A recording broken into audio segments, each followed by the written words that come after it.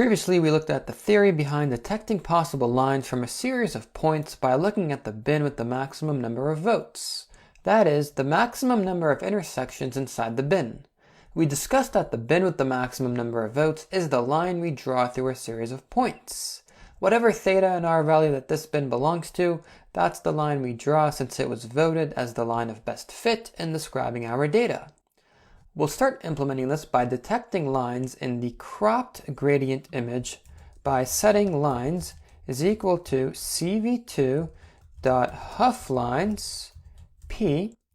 The first argument is the image where you want to detect lines, which would simply be our cropped image. The second and third arguments specify the resolution of the Hough accumulator array. The Hough accumulator array, previously I described as a grid for simplicity, but it's actually a two-dimensional array of rows and columns, which contain the bins that we're going to use to collect votes, with each bin representing a distinct value of rho and theta. The second and third arguments are really important as they specify the size of the bins. Rho is the distance resolution of the accumulator in pixels, and theta is the angle resolution of the accumulator in radians. The larger the bins, the less precision in which lines are going to be detected. For example, imagine every bin in our array was so large, this is way too coarse in the sense that too many intersections are going to occur inside of a single bin. We need our bins to be sufficiently small. The smaller the row and degree intervals we specify for each bin, the smaller the bins, and the more precision in which we can detect our lines. Yet you don't want to make your bins too small, since that can also result in inaccuracies and takes a longer time to run. So what we'll do is we'll specify a precision of 2 pixels accompanied by a 1 degree precision. This needs to be in radians. 180 degrees is equal to pi radians, so 1 degree will simply be pi over 80. That is numpy.pi divided by 180, 1 radian. To demonstrate the effect of this early on, here's a sneak peek of the end result when we finally detect our lines. In this picture, the bin resolution was a row of 20 pixels and 5 degrees, whereas here it's 2 pixels with a single degree precision. Clearly this one is much more precise in its output. So that's it for resolution. The fourth argument is very simple. It's the threshold. To find and display the lines from a series of dots, we need to find the bins with the highest number of votes, right? Once you find that bin, you take its theta and rho value and plot the line.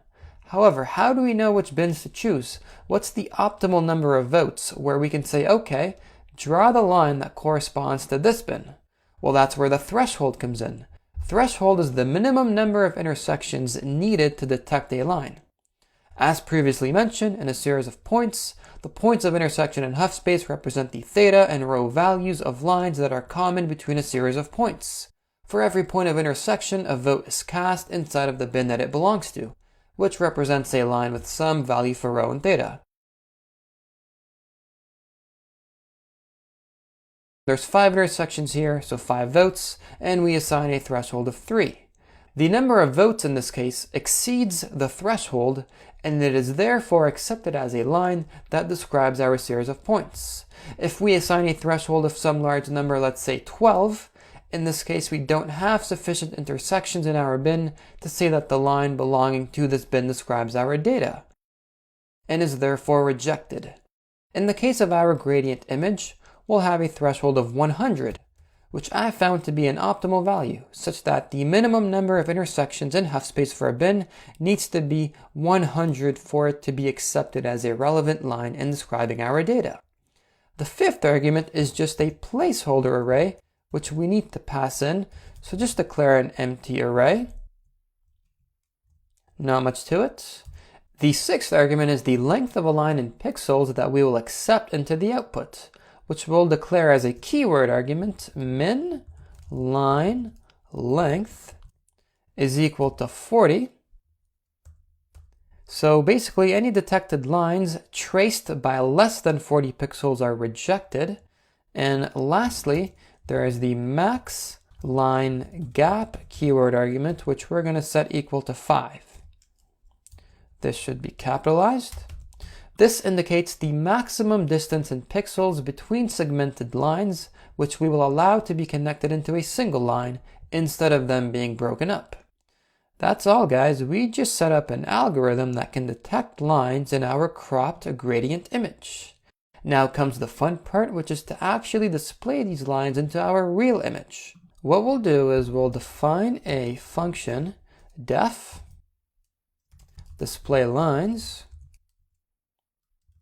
which takes in an image onto which we'll display the lines as well as the lines themselves. And before giving this any logic, we're going to go right back here and set line image equal to the return value of our function, which we're going to specify momentarily, but we'll just set it equal to the return value for now. Display lines, pass in our lane image, as well as the detected lines.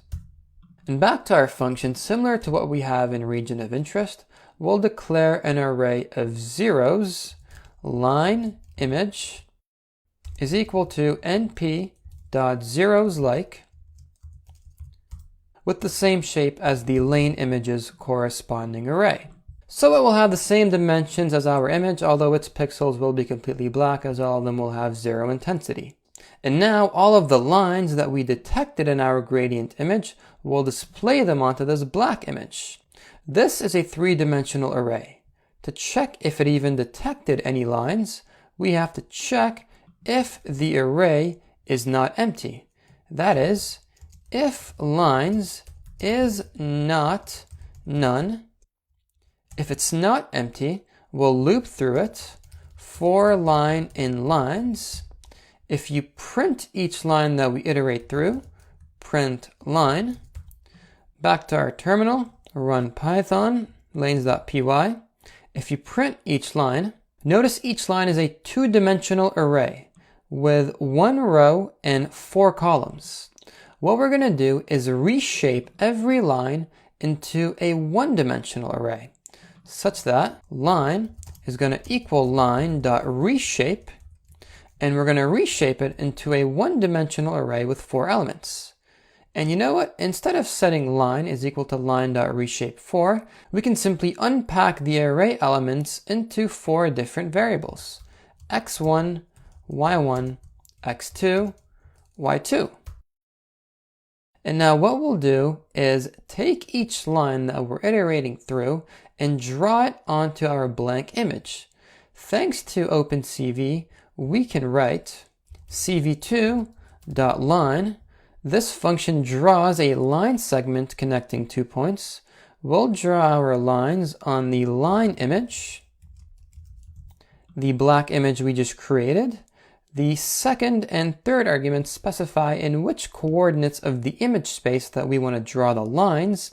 So the second argument will be the first point of the line segment, which is simply x1, y1.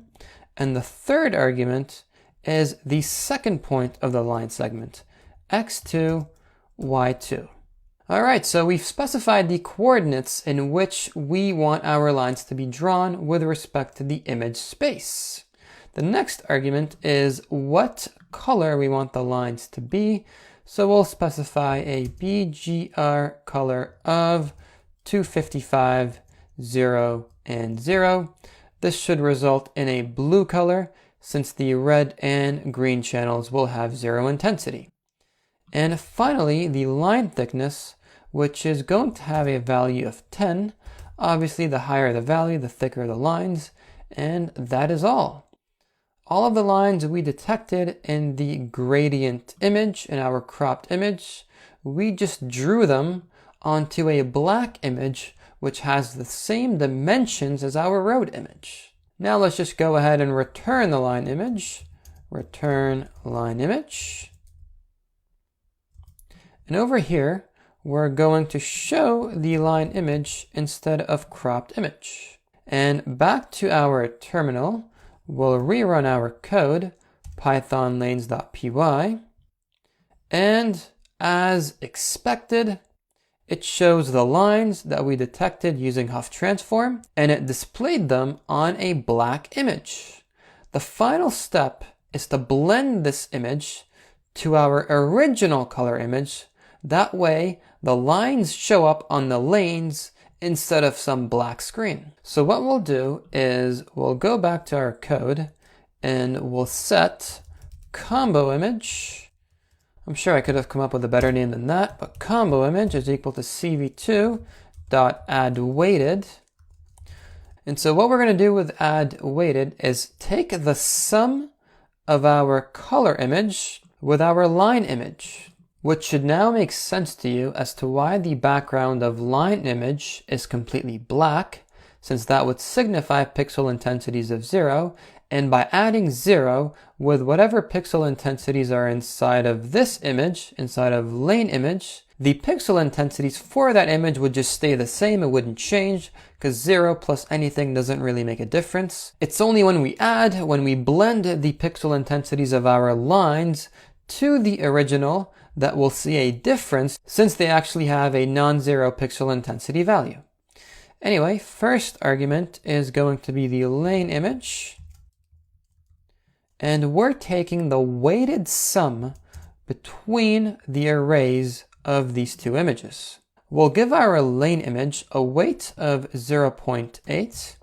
Basically, that's going to multiply all elements in this array by 0.8, decreasing their pixel intensities, which makes it a bit darker. It will be more apparent why we're doing this momentarily. The third argument is the second input array of the same size, and we know it's the same size because we gave it the same shape as our lane image array, but it's all zeros instead. But anyway, let's put our line image array, and we'll give that a weight of 1, multiplying all elements in this array by 1.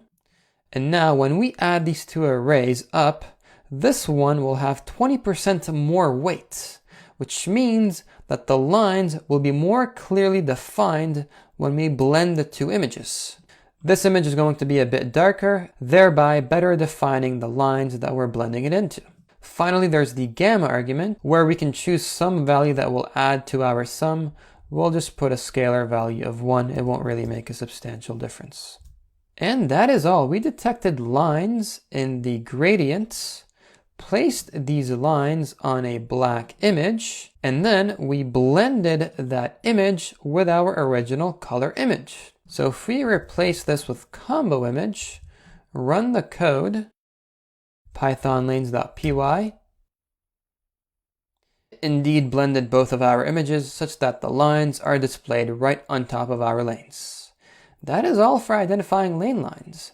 You learned how to identify lines inside of a gradient image with the Hough Transform technique, and then we took these lines, placed them on a random black image which has the exact same dimensions as our original road image. Thereby, by blending the two, we were able to ultimately place our detected lines back onto our original image. In the next video, we'll further optimize how these lines are displayed.